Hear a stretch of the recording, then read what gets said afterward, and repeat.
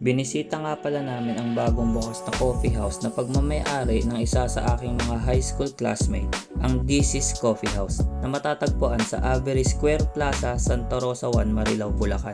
Napakadali nga pala nitong puntahan dahil tapat lang ito ng Save More sa Marilao. Hindi naman sa pagmamayabang pero veteranong barista nga pala itong kumpare ko na to.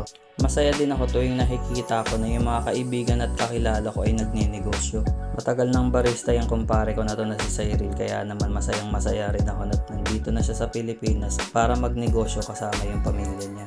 Kaya kung naghahanap ka ng masarap na kape at tatambayan dito sa Marilao, Bulacan, ay huwag mong kakalimutang bumisita dito sa DC's Coffee House. After namin magsimba ay dito na nga rin pala kami nag-celebrate ng Father's Day dahil 15 years na nga pala kaming hindi nagkikita ni paring Cyril. Natutuwa rin ako makita na willing siyang sumugal sa pagninegosyo dahil hindi habang buhay ay malakas ka para magtrabaho abroad. At dahil sa tamang desisyon na ginawa niya ay nandito naman kami para sumuporta sa negosyo niyang itinayo. Napakasarap ng mga natikman namin dito at naging parang isang mini reunion ang nangyari sa pagbisita namin na to.